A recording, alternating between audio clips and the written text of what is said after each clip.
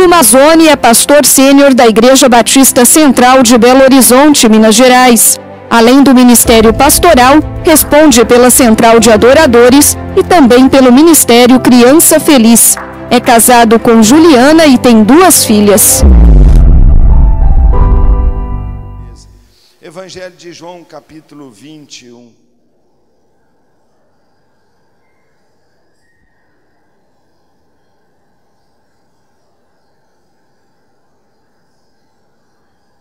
A partir do verso 1, João 21, de 1 em diante, diz: Depois disso, Jesus apareceu novamente aos seus discípulos à margem do mar de Tiberíades. Foi assim: estavam juntos Simão Pedro, Tomé, chamado Dídimo, Natanael de Caná da Galileia, os filhos de Zebedeu e os 2 outros discípulos.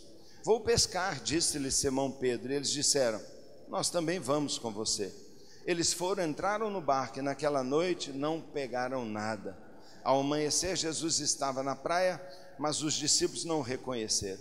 Ele lhes perguntou: filhos, vocês têm algo aí para comer? Eles responderam que não. Ele disse: lancem a rede do lado direito do barco e vocês encontrarão. Eles lançaram e não conseguiram recolher a rede, tal era a quantidade de peixes. O discípulo a quem Jesus amava disse a Pedro: é o Senhor. Simão Pedro, ouvindo dizer isso, vestiu a capa, pois a havia tirado, e lançou-se ao mar. Os outros discípulos vieram ao barco arrastando a rede cheia de peixes. Vieram no barco arrastando a rede cheia de peixes, pois estavam apenas a cerca de 90 metros da praia. Quando desembarcaram, viram ali uma fogueira, peixes sobre brasas e um pouco de pão. Disse-lhe Jesus: tragam alguns dos peixes que acabaram de pescar. Simão Pedro entrou no barco, arrastou a rede para a praia. Ela estava cheia, tinha 153 grandes peixes. Embora houvesse tantos peixes, a rede não se rompeu. Jesus lhes disse: venham comer. Nenhum dos discípulos tinha coragem de lhe perguntar: quem és tu? Sabiam que era o Senhor. Jesus aproximou-se, tomou o pão e deu a eles, fazendo o mesmo com o peixe. Esta foi a 3ª vez que Jesus apareceu aos seus discípulos depois que ressuscitou dos mortos. Depois de comerem, Jesus perguntou a Simão Pedro: Simão, filho de João, você me ama mais do que a estes? Mais do que estes? Disse ele: sim, Senhor, tu sabes que te amo. Tu sabes que te amo. Disse Jesus: cuide dos meus cordeiros. Novamente Jesus disse: Simão, filho de João, você me ama? Ele respondeu: sim, Senhor, tu sabes que te amo. Disse Jesus: pastorei as minhas ovelhas. Pela 3ª vez ele disse: Simão, filho de João, você me ama?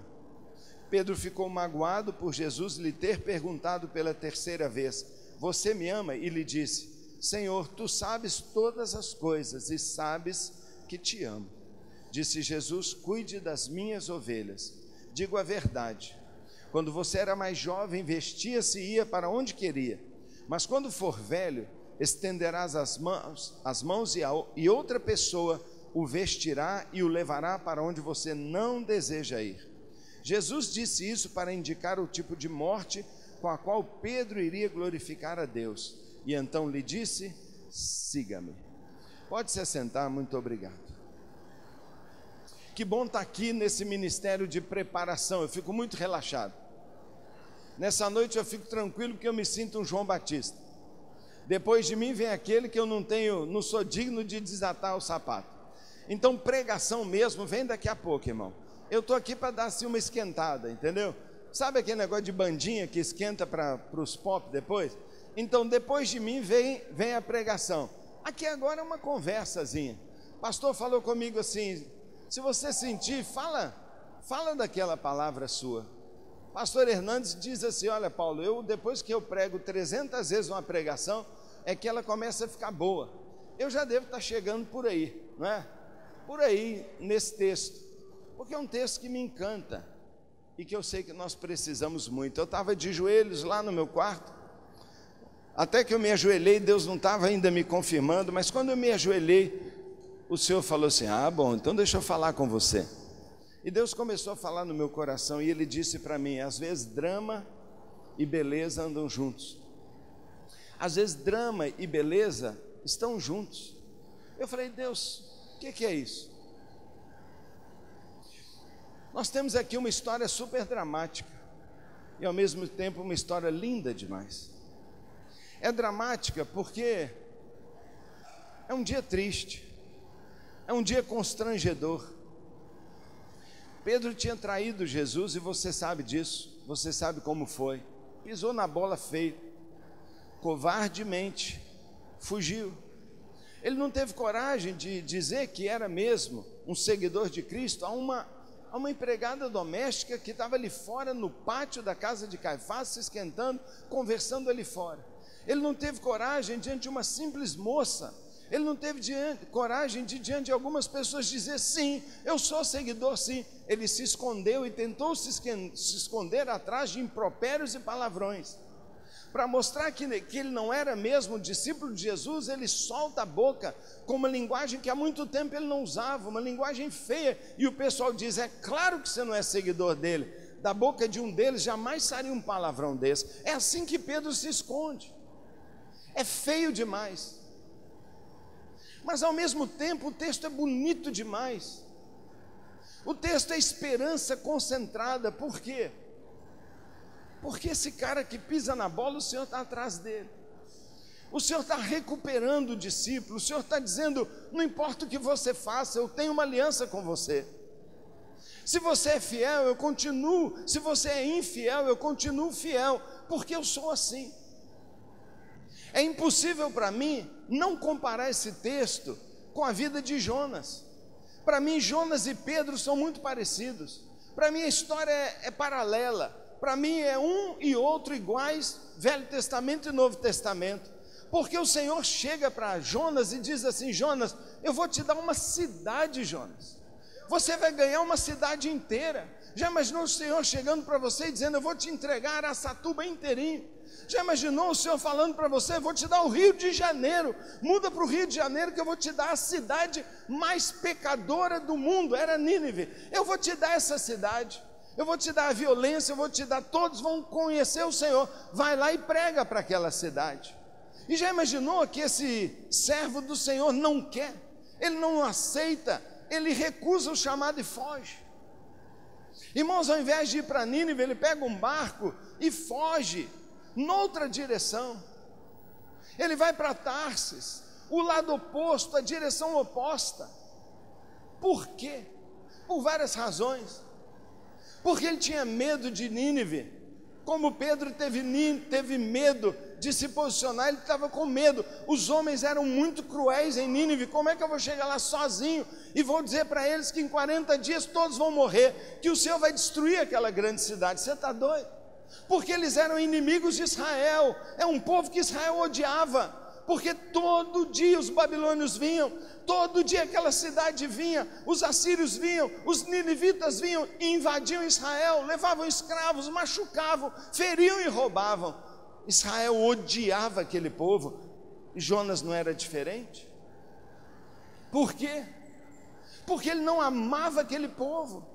Porque no fundo o que ele queria é, se eu for pregar, Deus vai salvá-los, e eu quero que eles sejam mesmo destruídos. Então 40 dias Deus vai destruir, eu vou fugir, e no 41º dia eu volto para ver a fumaça, e eu vou dançar e tripudiar, para ver aquele povo morto. No fundo ele não amava aquele povo, e ele foge, ele desobedece a Deus. E você sabe o que acontece? Toda vez que eu desobedeço a Deus, toda vez que eu vou na direção contrária ao centro da vontade de Deus, a minha vida se torna um inferno, e a vida dele se tornou um inferno. Ele foi descobrir que o melhor lugar do mundo é o centro da vontade de Deus, não importa onde e como Deus quer que eu esteja. O melhor lugar para eu viver é o centro da vontade de Deus, e não importa onde é. E qualquer lugar fora do centro da vontade de Deus torna-se um inferno, e é lá que ele vai parar. No fundo do ventre de um peixe, no fundo, nas profundezas do mar, esse homem está morrendo, esse homem está desesperado, esse homem está destruído. Mas ele se arrepende, ele chora, ele faz 9 orações de confissão. Talvez a oração mais dramática que o homem já fez está em Jonas capítulo 2. Ele se arrepende, ele confessa, ele confessa a sua iniquidade, ele confessa a maldade do seu coração, ele confessa que ele não é nada, ele confessa que ele está perdido, ele confessa que as ondas o engoliram, ele confessa que ele está desesperado e ele clama a Deus e se arrepende.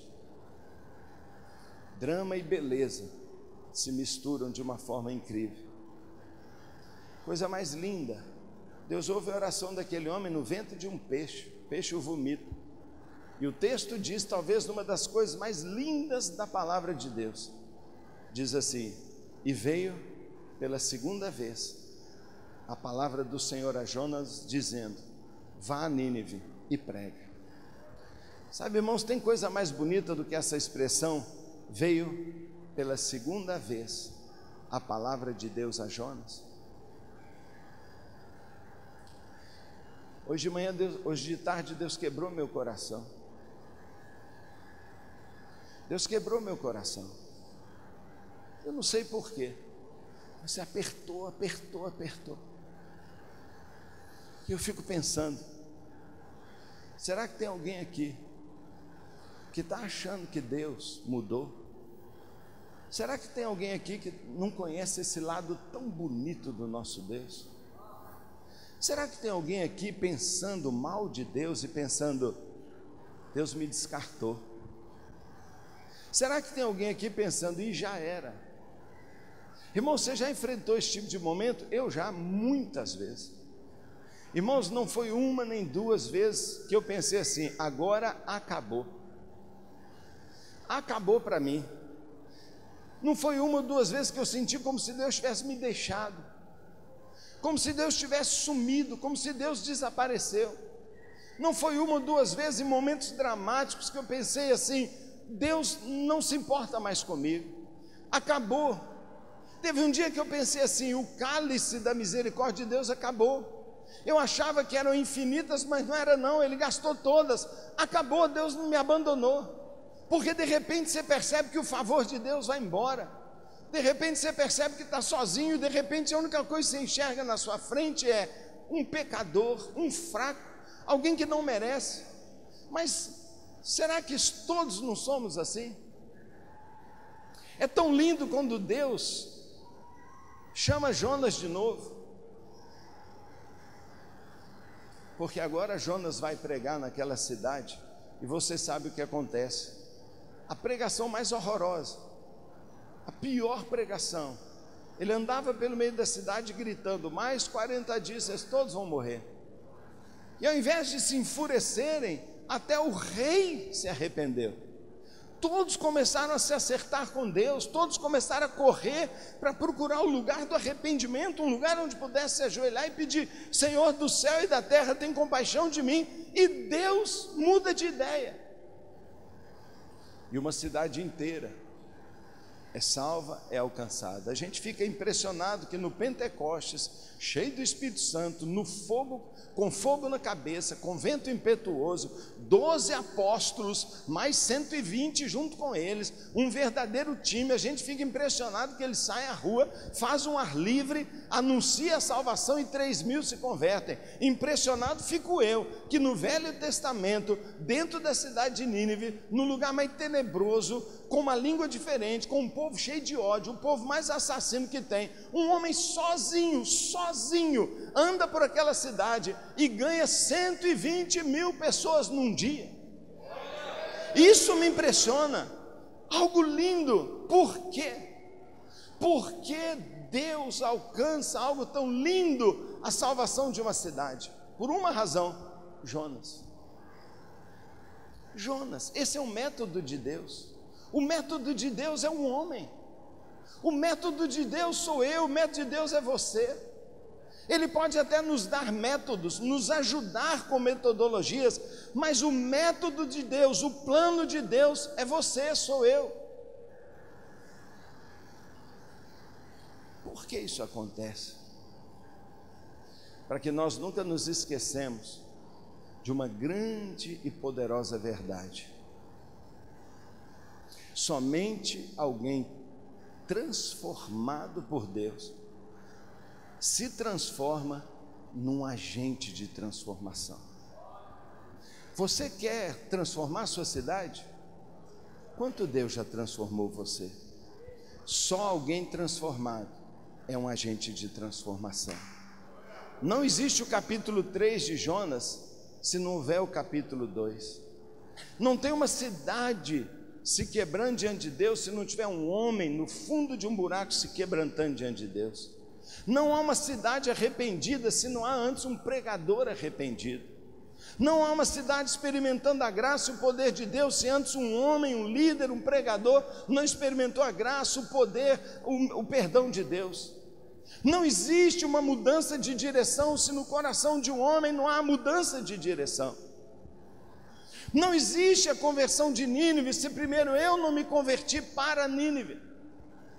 Não existe uma cidade aos pés do Senhor se eu não abandonei Tarsis, o lugar da minha comodidade, o lugar da minha preferência, o lugar da minha curtição, e fui para o meu lugar de sacrifício. Nínive é o lugar da obediência, é o lugar do sacrifício, é a escolha de Deus. Mas muitos de nós estamos querendo ter um ministério bonito nas nossas Tarsis, as praias bonitas, os resorts bacanas. Nós queremos tudo, menos o lugar que Deus tem para nós. Jonas ganha uma cidade, e agora Deus está preparando um apóstolo para ganhar o mundo. E o princípio é o mesmo. Da mesma forma como Jonas foge do Senhor, Pedro também foge do Senhor. Da mesma maneira que Jonas nega o Senhor, Pedro também nega o Senhor.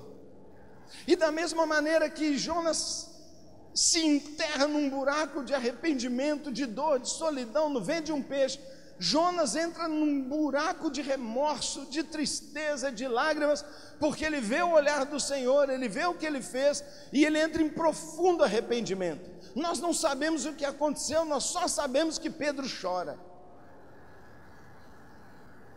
Mas Deus vê algo que nós não sabemos o que aconteceu. Mas com certeza teve as 9, as 90, as 900 orações de arrependimento de Pedro. E quando Pedro reaparece, ele é um homem diferente.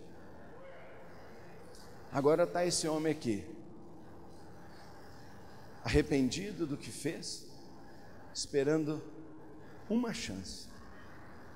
Que Deus lhe desse uma chance para agora agir diferente. E de repente o Senhor aparece para ele. Como eu falei, é um momento dramático, porque é alguém que pisou muito na bola. E a primeira coisa que eu quero que você, hoje à noite, escute da parte do Senhor, é que Deus está sempre disposto a cobrir os nossos dramas, as nossas falhas, com a beleza imensa do seu perdão e da sua misericórdia. Sempre. Deus está sempre disposto a nos dar uma nova chance. E eu pergunto a você, pastor, você sabe o que é misericórdia? Você sabe o que é misericórdia? Você sabe que Deus é misericordioso, ou seja, oso significa infinito. Deus é infinito em dar segunda chances. Deus dá segunda, terceira, quarta, quinta, sexta. Quando Deus para? Quando Deus vai parar? Muitas vezes eu penso, não tem mais misericórdia para mim. Basta eu chegar perto do Senhor e eu percebo que Ele derrama mais da sua misericórdia. Você já sentiu isso? Eu já senti tantas vezes, irmão. Você já cometeu erros? Você já cometeu falhas? Irmão, eu acho que eu falhei mais do que eu acertei ao longo da minha vida ministerial. Eu tenho cometido erros muito sérios. Às vezes eu penso assim, agora este erro não tem mais jeito. Sabe, uma vez, irmãos, eu expus minha igreja a talvez a pior coisa que podia ter acontecido. Eu vivi uma situação muito dura com um pastor colega meu. Nós éramos 4 pastores lá no começo, fazendo a transição celular. E depois que nós chegamos nas 300 células, parou. E eu estava incomodado demais, e eu sabia que tinha alguma coisa errada.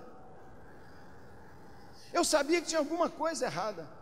A minha mulher falava no meu ouvido aqui, ó, ela falava assim, é aquele pastor seu. Eu falava assim, você é má demais, você julga, você é doida. E eu brigava com ela, eu falava assim, eu acho que minha mulher nem crente não é. Porque ela persegue um colega meu, o cara é sensacional, o cara é meu melhor amigo, o cara está do meu lado, e ela dizia, ele está te traindo. E eu comecei a me virar contra a minha mulher, eu falava com ela assim, nunca mais fale comigo esse assunto, chega. Eu a tratava com rispidez, mas ela dizia, você vai ver na hora que a faca entrar nas suas costas.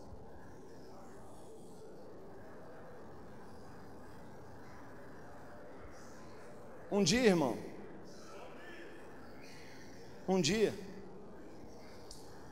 eu reúno minha liderança, ele inclusive, os principais líderes, eu falo assim, olha, vamos passar tudo a limpo.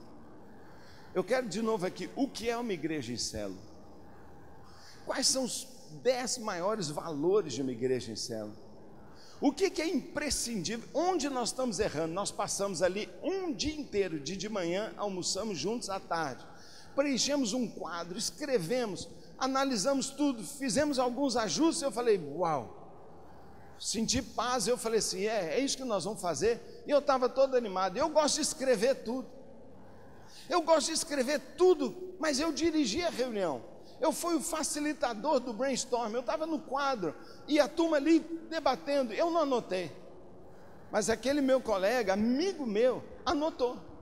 Ele tinha uma agenda, e eu vi que ele estava o tempo todo anotando, e ele participava, e ele dizia, e no final, a palavra final foi dele, falou assim, olha Paulo, fica tranquilo, está tudo maravilhoso, essa visão é de Deus, nós estamos com você, e nós vamos dar nossa vida por você, e aqui está demais, e pá, e tal, e eu, uau. Ainda cheguei em casa e falei com a mulher, você. Mas no dia seguinte eu cheguei cedinho, fui orar. Aí eu falei assim, eu vou escrever tudo. Olha, eu prometo a você, na pureza do meu coração. As nossas 2 salas eram conectadas porque havia um banheiro entre as duas portas. Para aproveitar, nós tínhamos 2 gabinetes, o meu, um banheiro, 2 portas. Quando eu ia usar, eu entrava e plaque. Saía, plaque, entrava, plaque. Você sabe como é que é, igreja de pobre é desse jeito. Um banheiro para todo mundo. E a gente usava ali. Ele não tinha chegado. Eu sabia que a agenda dele fica em cima da mesa dele. Tudo era nosso, a gente é super amigo. Eu abri a porta, passei para dentro do banheiro. A agenda dele está lá, peguei, levei para a minha sala, abri, na anotação, tudo lá anotado e computador. A primeira coisa que eu li, desculpa a palavra, não devia falar isso aqui, mas a primeira coisa estava assim, ele é um babaca mesmo. Ele é um grande babaca mesmo. Isso é o que eu posso falar agora, depois eu não posso falar mais. Ele não estava anotando nada. Ele só escrevia frases contra mim. Eu não sei o que deu nele. Sabe aquele negócio que Deus confunde o inimigo assim? Sabe aquele negócio? O cara se denunciou ali, igual está fazendo aí com as lava-jato da vida. O cara se entrega. Irmão, estava escrito lá assim, que visão celular? Visão celular, coisa nenhuma. Você não entende que isso aqui está destruindo nossa igreja? Eu levei um susto, eu fui, e eu chorava, e eu só pensava assim, eu tenho que pedir perdão para minha mulher. Eu só pensava nisso. Eu tenho que pedir perdão para minha mulher. Enquanto a faca entrava. Irmão, eu fiquei atordoado, sabe assim, que você não sabe o que fazer. Aí eu me acalmei e tal. Ele chegou, e sabe o que eu fiz, irmão? Roubei a agenda dele, Uma hora ele chegou e falou assim, ô Paulo, você viu minha agenda por aí? Eu falei, não, que agenda? Não. Roubei a agenda dele. Ladrão, rouba traidor, tem perdão. Eu entendo assim. Irmão, eu roubei a agenda dele. Aí, irmão, não ri não, irmão. Não ri não, rapaz. Você fica rindo aí, rapaz. Não vou desejar nada para você não, pode deixar. Eu desesperei, rapaz. Chamei os outros pastores para uma reunião. Eu falei assim, gente, lê isso aqui, por favor. O meu pastor, que já estava comigo há mais tempo, ele bateu na mesa que eu achei que ele ia ter um infarto. Ele falou assim, esse moleque, eu vou matar ele. E eu, o quê? Mata mesmo, toma aqui a faca. Mata. Quanto você quer para matar, mas você some com esse corpo. eu vou matar ele. Eu falei, calma gente, não, olha o amor cristão, nós somos irmãos, perdoa. Nada. Bem, chamei ele, falei, o que é isso aqui? Ele ficou vermelho, amarelo, gaguejou, queria fugir e tal, mas no final, ele falou assim, quer saber?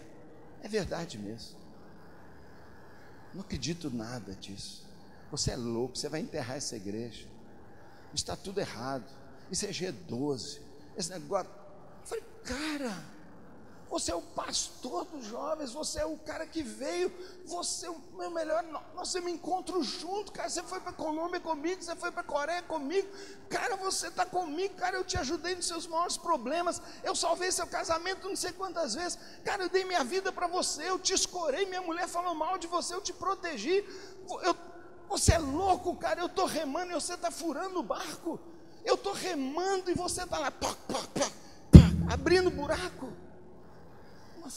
Uma dor no meu coração.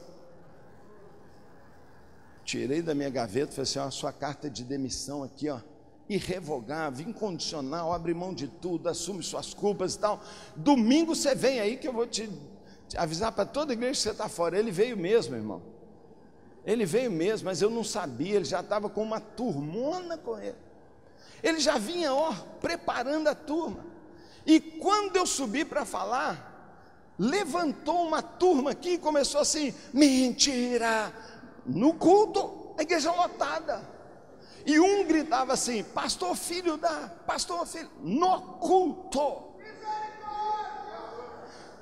Se você entrar na internet, ainda hoje você botar assim, barraco na central, tá tudo lá. Tô brincando não, tá lá mesmo, barraco na central. Alguém publicou muitas vezes dizendo assim, você lembra da história do Mozart? Mozart era um gênio, um cara jovem de música, mas tinha um outro que invejava o talento dele e queria destruir, matar Mozart. Eles falavam que eu era esse outro. E foi uma coisa, esse cara fez uma carta para 3.000 pastores da Convenção Batista Brasileira, não é? Onde o pai dele tinha sido assim muito famoso, para dizer assim, eu estou sendo traído e massacrando, inventaram um tanto de mentira.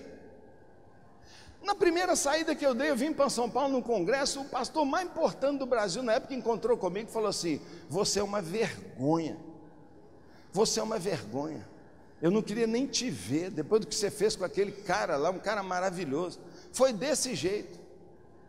Quando passou 2 semanas, eu mandei ele embora e estou ecoando aquilo, pastor, filho, pastor, na igreja. Irmãos, sabe o que aconteceu? Eu caí na cama, eu não queria levantar mais, eu queria morrer, eu tinha já 1.700 pessoas, Deus tinha já me multiplicado por 10, eu era 170, fui para 1.700, não valia nada. Eu não queria ir na igreja, eu não queria sair de casa. Irmãos, eu fiquei 15 dias sem dormir uma noite, nem um minuto, eu estava pirando. Eu comecei a surtar. Eu queria morrer, eu entrei em desespero. Eu botei ele para fora da igreja, mas eu não consegui botar ele para fora do meu coração. Eu ficava o dia inteiro, a noite inteira falando o que eu devia ter falado, o que eu devia ter feito, quando eu devia ter arrebentado com ele. Eu devia ter pegado aquele pecado dele, mais aquele, eu devia ter disciplinado na frente da igreja que eu já acabava com ele. Eu escondi o pecado dele, eu abafei, eu tratei, eu cuidei dele. Ele foi lá e a faca estava nas minhas costas. O drama muitas vezes se mistura com a beleza. Na minha escrivaninha estava uma pilha de remédio que todo mundo me sugeria, minha mãe, minha irmã, minha esposa, meu médico, você tem que tomar. Eu falava assim, eu não vou tomar remédio, mas chegou uma hora que eu estava tão zureta que eu falei assim, eu vou tomar todos, você já quis fazer isso? Eu vou tomar todos, mas eu não tomei. E naquela noite, eu não lembro se era 18ª, 20ª noite sem dormir, eu acho que eu estava ficando meio doido, porque eu deitava com a minha mulher, quando eu via que ela dormia, porque ela ficava de olho em mim, mas na hora que eu via que ela dormia, eu saía, eu ia lá para fora, E sabe, eu não conseguia orar, não conseguia fazer nada, mas eu ficava pensando ódio na minha cabeça. Eu falava o que eu devia ter falado. Eu estava ficando doido, falando sozinho. E eu devia ter feito. Você já fez isso? Por que eu não fiz isso? Por quê? E me culpando. Eu fico pensando o que significava para o Pedro chorar amargamente. Ele não foi traído não, gente. Ele era o traidor. Ele era o traidor da pessoa mais linda, da pessoa que mais o valorizou, que o amou, que o chamou. Ele era o traidor daquele a quem Deus revelou, aquele que ele viu o céu. Ele tinha ido ao céu com Jesus na transfiguração. Ele viu a glória daquele ser. Ele sabia que ele era Deus. Ele viu o céu, ele quis ficar lá para sempre. Aquele que andou sobre as águas, aquele que comeu pão multiplicado, que botou a mão na pele de ex-leprosos que parecia bebê, aquele que tomou a ceia com ele, foi dado a ele o primeiro gole do cálice, dizendo,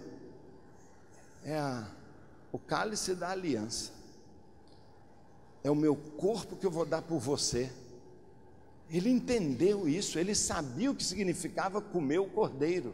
Ele era judeu, ele comeu da carne de Jesus, ele bebeu o sangue de Jesus. Poucas horas depois ele diz, eu não conheço esse cara, nem sei quem é.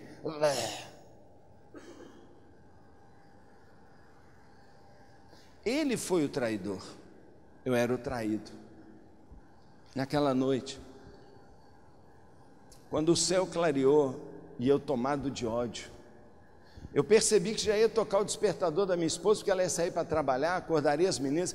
Eu vinha pé ante pé, deitava na cama, mas na hora que eu deitei e arrumei o despertador dela, eu notei que ela olhou para mim e deu assim, ufa, ele está dormindo.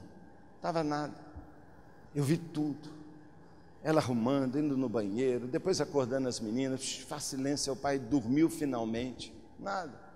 Eu vejo ela dando café, correndo, pega a mochila, o carro ligando, sumiu. Só que aquela manhã foi diferente, irmão. Eu encostei na cama aqui, sentei, quando ela saiu, eu não aguentava mais, eu chorei.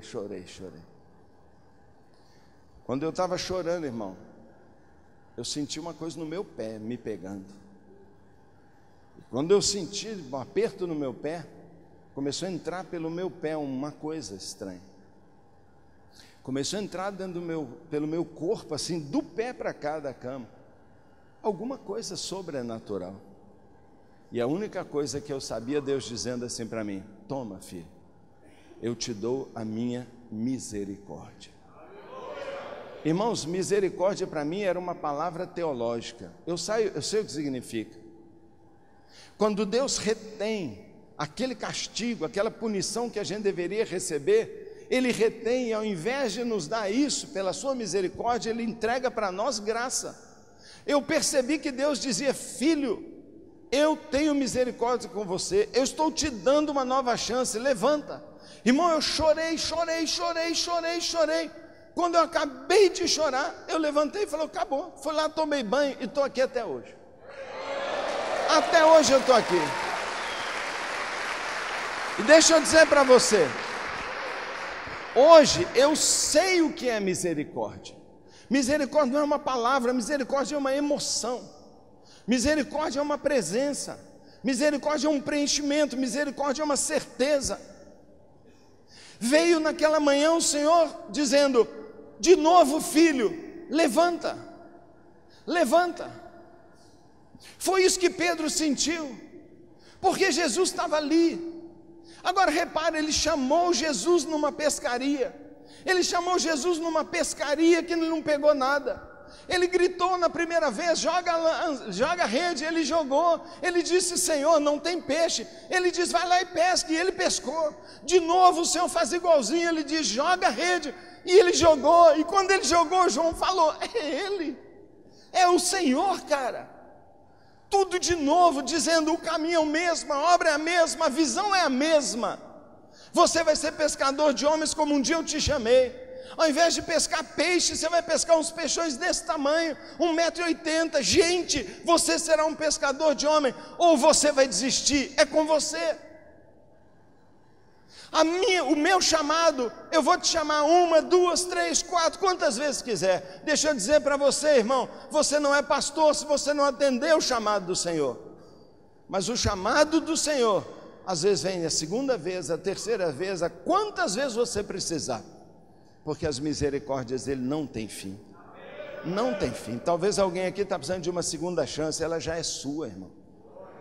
Ela sempre foi sua. É mentira, quando eu disse que você já tem tudo o que precisa, não é só poder, é a misericórdia também. Você já tem todo o perdão que você vai precisar, você já tem toda a graça, você já tem todos os recomeços, você já tem todas as segundas chances, você tem todas as visitações que você precisar. Ele disse: eu nunca te deixarei, eu jamais te abandonarei, nem quando todos te abandonarem, nem quando as pessoas começarem a dizer: você quer saber, esse pastor é um babaca mesmo. Você quer saber? Eu acho que ele é um mesmo. Sabe, Deus diz: mas eu te amo. Irmão, primeira coisa que a gente precisa para saber se a gente vai ser grandemente usado por Deus, a gente tem que saber, tem que ter certeza que Deus te ama, que te escolheu, que te chamou. E ainda que a tarefa seja dura como a de Nínive, vá. Porque o sendo da vontade de Deus, com a misericórdia dele do seu lado, é céu para qualquer um de nós. Levanta, irmão, começa de novo. Só depende de você. Para Deus já foi, já está com você. Sabe, quando eu estava naqueles dias, eu falava assim: meu ministério acabou, eu sou vergonha, eu sou um zero, eu não devia ter sido pastor mesmo, foi um erro que eu cometi, o meu chamado não era verdadeiro, eu me enganei, eu tinha certeza disso tudo, isso me dominava e me consumia. Mas foi o Senhor aparecer e Ele veio dizendo: levanta, é lógico que eu te chamei, eu te escolhi, desde o ventre da sua mãe eu te chamei para ser pastor. Meus erros foram imensos, eu impus à minha igreja uma dor horrível. A minha igreja custou a ser curada, mas foi naquela ferida que nós nos unimos. Foi ali que 60 pessoas saíram, mas quem ficou me amava. Quem ficou, eu olhava para eles com uma gratidão. Eu falei assim: caras, o resto da minha vida eu vou te agradecer, porque você acreditou em mim. Sabe, naquele dia eu entendi, não o quanto a igreja me amava, mas o quanto eu amava aquela igreja. Eu amo a minha igreja, eu sou grato à minha igreja. A minha igreja me salvou, aqueles irmãos ficaram do meu lado. Sabe, logo depois que isso aconteceu, um a um começou a me visitar e dizer: pastor, eu estou do seu lado, pastor. Pastor, eu sei que você fez tudo certo. Pastor, eu vou com você onde você quiser. Eu jamais saberia disso e jamais me ligaria assim com a minha igreja se eu não tivesse passado por uma queda tão feia, por um erro tão grosseiro. Eu fiz tudo errado, não era daquela maneira que eu devia ter feito. Eu não devia ter levado lá na frente, eu devia ter feito tudo diferente. Eu devia ter deixado aquele pastor matar ele mesmo, mas eu quis ser bonzinho, não é? Eu devia ter deixado o meu pastor enforcar ele, sumir com o corpo. Eu não, vou fazer biblicamente, vou levar lá na frente. Devia ter matado ele. Estou brincando, é claro, né, irmão? Eu fui perdoado e eu perdoei, é lógico. Era uma piada, mas você não pegou, né? Eu sei que na minha língua é difícil você entender. Mas agora eu quero ir, não só para o drama, mas para a beleza do texto. Por que Deus nos ama? Você tem que saber disso. Mas o texto não pergunta isso. O texto chega para Pedro, e aí Deus chega para cada um de nós e Ele inverte a pergunta. Porque a dúvida que Pedro estava tendo é: será que Ele me ama? Será que Ele me aceitará de volta? Será que Ele está com raiva de mim? Será que na hora que Ele for conversar comigo Ele vai me chicotear? Será que agora virá o juízo? Será que agora virá a demissão? Será que na hora que eu encontrar com Jesus Ele vai falar assim: olha Pedro, você está dispensado, eu tinha um plano para você, mas você está fora. Meu querido, a coisa mais linda desse texto é que Jesus reencontra com o traidor, o pior traidor, aquele que tinha as melhores revelações, as maiores experiências. Ele chega para ele e não toca no assunto. Ele não toca no assunto. Parece que de fato, como Deus, Jesus se esquece dos nossos pecados, porque Jesus nem menciona. Ao invés disso, depois de comerem, Jesus chama Pedro e vai fazer uma conversa ao contrário. Pedro está perguntando, será que ele ainda me aceita? Será que ele ainda gosta de mim?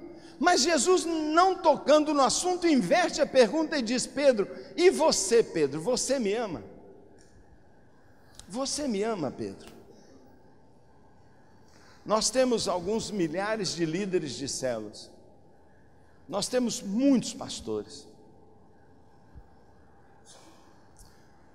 Qual critério nós usamos para selecionar um líder de célula? Qual critério nós usamos para escolher um pastor para a equipe? Para levantar de um coordenador para um pastor de rede?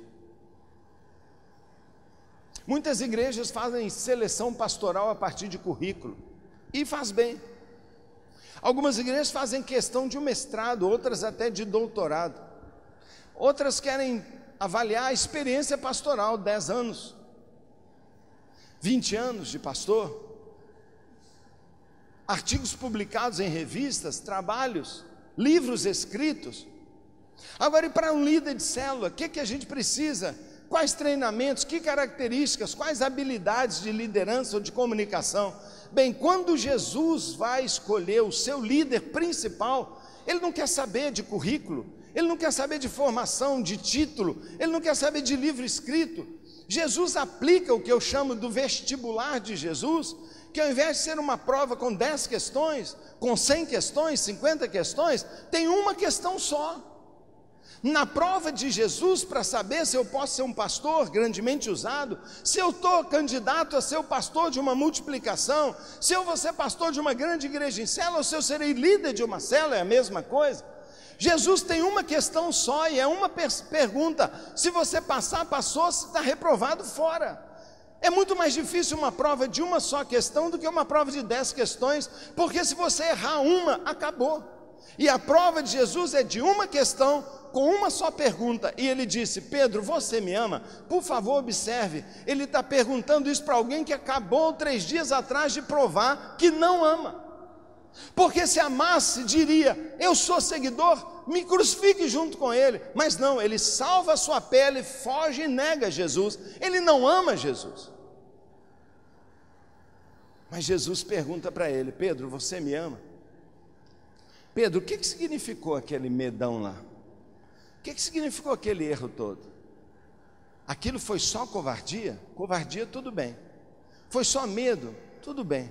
Foi falta de discipulado? Tudo bem. A visão não estava clara? Tudo bem. Mas não está tudo bem, Pedro. Nunca estará bem se você não passar na única prova que eu quero. Você me ama? Irmãos, eu quero um líder de célula, só uma coisa que eu quero dele: que ele ame Jesus. Eu quero um pastor trabalhando comigo, só uma coisa, que tem uma característica: que ele ame Jesus. Eu quero uma equipe, eu quero igrejas de pessoas que amam Jesus. Mas acima de tudo, eu sei que o que eu preciso todo dia dizer para o Senhor é que eu amo o Senhor. E quando Jesus responde essa pergunta, faz essa pergunta, ele pergunta 3 vezes. Você sabe que são 3 vezes porque Pedro traiu Jesus 3 vezes, e para cada uma das traições, Jesus queria cobrir aquilo com uma declaração de amor. Mas você sabe também que isso tem um significado. Você sabe que tem um jogo de palavras ligado, não é, ao grego. Você sabe que tem o ágape, o filéu, você sabe que tem o eros, que tem palavras ligadas ao amor. E você sabe que ele está perguntando: Pedro, você me ama com amor ágape? Mas não é isso que eu quero enfatizar. Eu quero enfatizar o que Jesus comenta, porque Jesus diz assim: Pedro, você me ama? E ele disse: Senhor, eu te amo. E o que Jesus diz para ele? Jesus diz para ele: então, se você me ama, apacenta as minhas ovelhas, cuida das minhas ovelhas.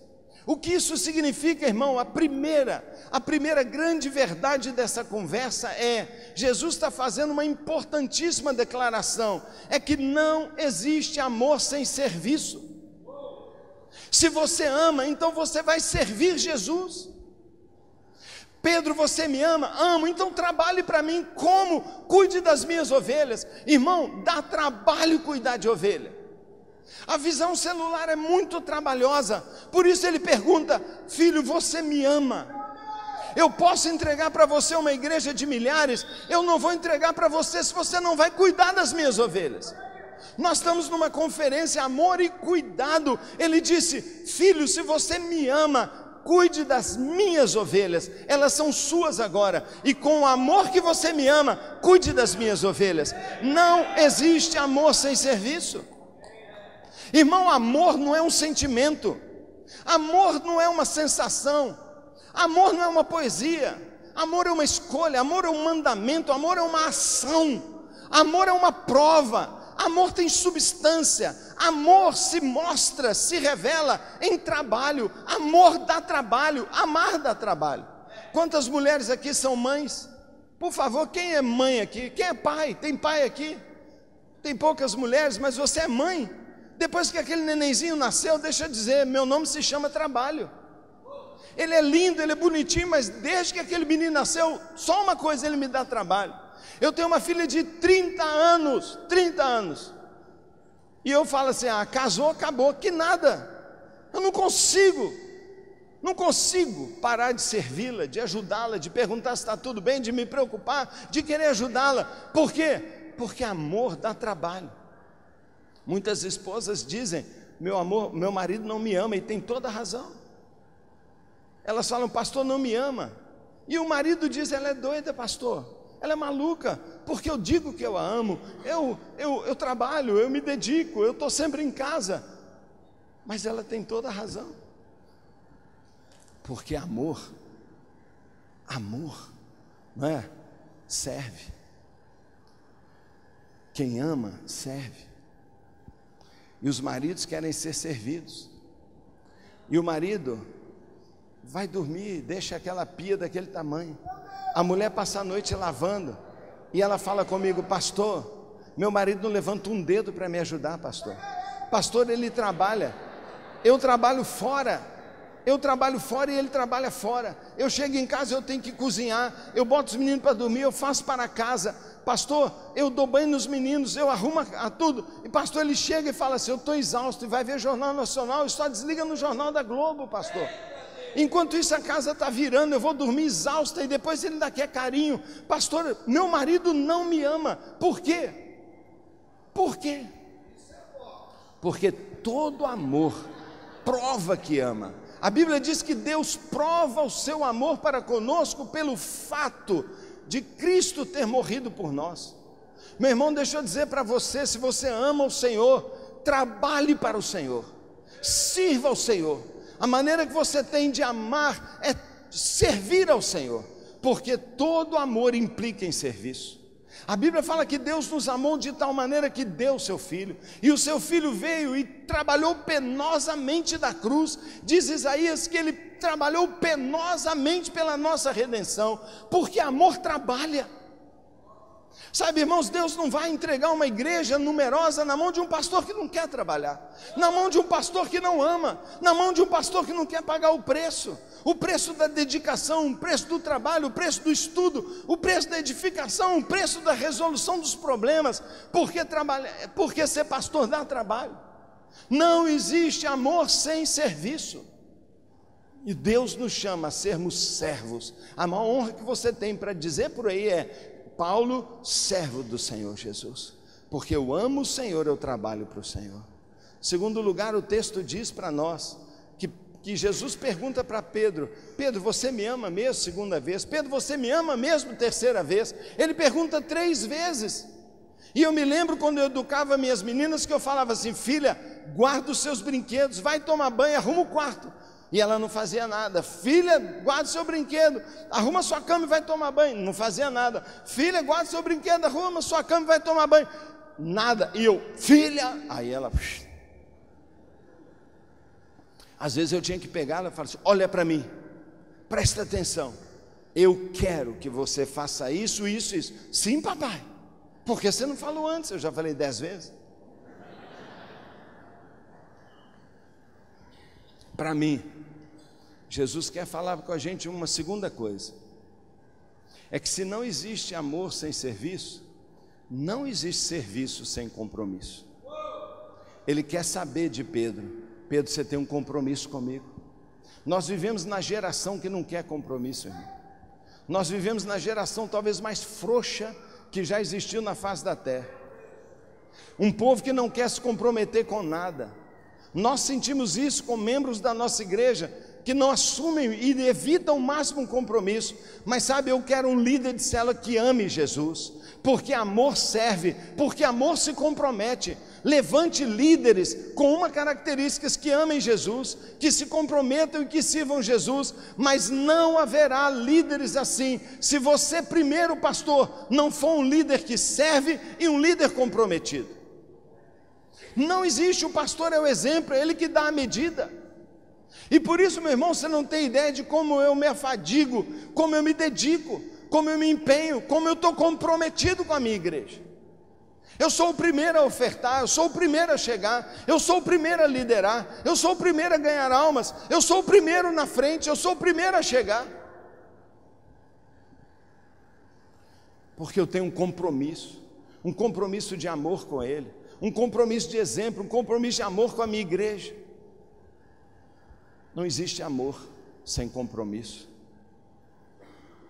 Você contrata uma secretária, uma ajudante, uma doméstica para trabalhar na sua casa, segunda-feira, e ela chega maravilhosa, chega no horário, sai no horário, cozinha, que é uma coisa, você fala: nó, acertei.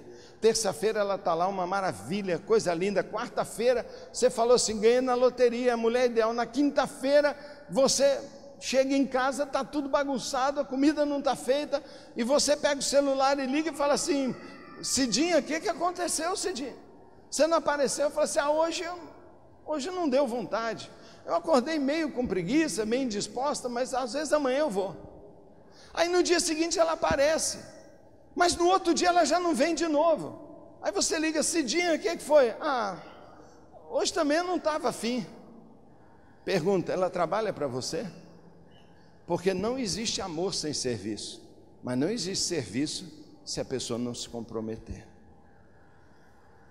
Você acha que Deus quer que você trabalhe para Ele, que você seja pastor das ovelhas dEle, se você não é um homem de palavra, de compromisso moral, de testemunho, de perseverança? Assim como você não aceita alguém para trabalhar assim, que hoje eu não estou afim, Deus não aceita alguém assim. Sabe, eu conheço igrejas que você não tem ideia. Você não tem ideia o tanto de igreja que eu conheço. Eu acho que eu conheço quase todas as igrejas por aí, por causa do DNA. Eu olho umas igrejas e eu falo assim: isso aqui não vai dar nada. Sabe por quê, irmão? O pastor não trabalha. Passa a manhã em casa e a gente fala assim: maravilha, está tomando tempo com Deus, está estudando, orando. Nada. Pijama, vendo televisão, na preguiça. Aí vai para a igreja à tarde. À tarde. À tarde.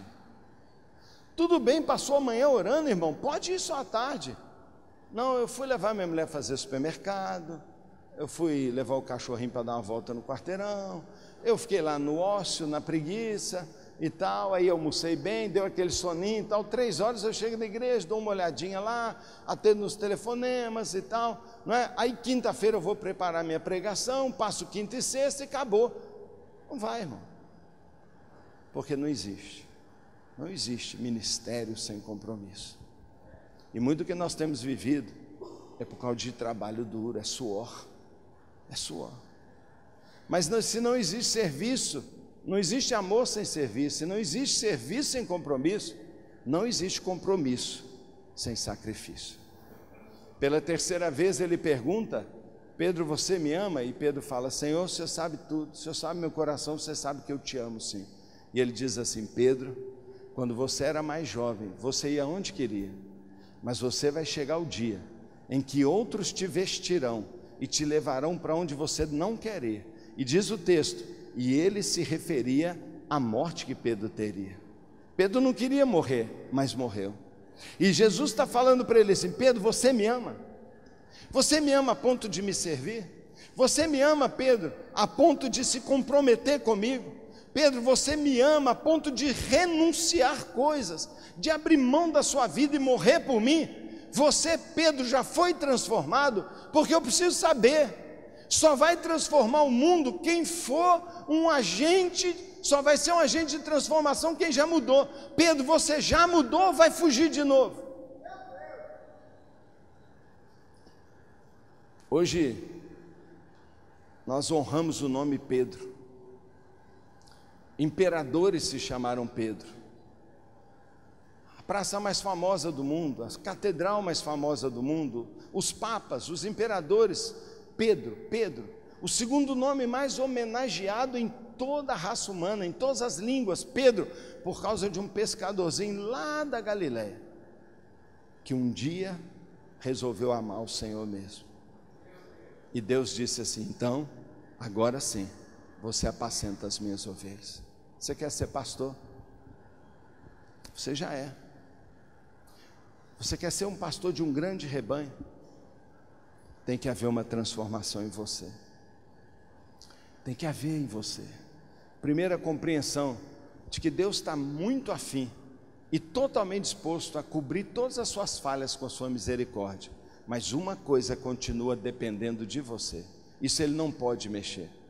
É a sua escolha de ser um pastor movido por uma única ambição, por uma única motivação: o amor. Irmãos, a grandeza não está no método. O sucesso, a multiplicação não está naquilo que a gente faz, está no nosso coração. Está no nosso coração. Você pode trabalhar de qualquer forma que for, de qualquer modelo, em qualquer maneira. Se você for um pastor que ama o Senhor e apacenta as suas ovelhas com esse amor, meu irmão, você vai crescer maravilhosamente, porque você estará atingindo o que Deus espera de alguém a quem Ele vai confiar suas ovelhas. Então eu chamo você a encontrar o caminho da sua multiplicação, da sua vitória. E o caminho é aos pés do Senhor, dizendo: Senhor, eu te amo, eu quero servir o Senhor, eu quero me comprometer com o Senhor. E Deus, eu morro pelo Senhor, eu dou tudo pelo Senhor, eu dou meus bens, eu dou minhas horas, eu dou meu descanso, eu abro mão de tudo. Quando Deus achar pastores assim, Ele vai entregar rebanho precioso para Ele cuidar. Foi o que Ele fez com Pedro, é o que Ele vai fazer conosco. Eu estou longe de ser perfeito. Talvez eu seja um dos maiores consumidores daquela tal da misericórdia, mas não é isso que tira ou não tira o ministério da gente, porque Deus não tem problema nenhum em te dar misericórdia, em te dar uma segunda chance, mas Deus tem muito problema em confiar num pastor cuja motivação não seja o amor por ele e pelas suas ovelhas. Você é pastor porque ama Jesus? Você quer pessoas porque quer amar pessoas, ou você quer comer as ovelhas? Você quer tirar o dinheiro das ovelhas? Você quer que as ovelhas te façam famoso? Você quer que as ovelhas te honrem? Você quer que as ovelhas te abençoem? Você quer que as ovelhas te levantem nas costas? Ou você quer carregar a sua ovelha? Você quer levantar as suas ovelhas? Você quer abençoar as suas ovelhas? Essa é a diferença. E é isso que Deus tem feito. É nesse ponto que Deus me chama. E eu sou pastor de muitas ovelhas que eu amo, que eu oro, que eu choro e que eu vou ao meu limite por causa delas. Por causa delas. Todas as ovelhas estão afim e prontas a seguir um pastor. Primeiro, que tenha uma visão. Segundo, que seja entusiasmado e cheio de paixão por aquilo que ele prega. E terceiro, um líder que as ame. Que elas tenham certeza que não estão sendo só usadas pelo líder, porque elas percebem quando estão sendo usadas. Elas percebem quando você não ama, mas você só está usando elas. Elas sabem e elas não confiam. Mas quando uma ovelha descobre um pastor que as ama, ela ouve a voz do seu pastor, o que quer que ele fale, elas o seguem. Suas ovelhas estão com dificuldade de te seguir? A minha pergunta é: elas não estão surdas não, elas não estão sentindo o seu cheiro de amor, elas não estão percebendo o quanto você as ama. Você quer ser um pastor revolucionado? Você quer ser um agente de Deus para transformar sua igreja e sua cidade? Deixa Deus te transformar. Porque quando as suas ovelhas perceberem que você cuida delas por amor, você se tornará um Pedro. E daqui a pouco, um monte de gente está dando o seu nome para os filhos deles na igreja. As pessoas estão dando o seu nome, o seu nome. E eu fico todo feliz quando vem pais apresentar os bebês e falam assim, ó, é Paulo, é Paula. E eu falo, é você, é pastor, é por sua causa, é por sua causa. Quando eles começarem a dar o seu nome, o nome da sua esposa, para os seus filhos, é porque eles te amam como um pai, porque eles querem que seja o nome do avô, eles querem que seja o nome do avô espiritual, porque você ama.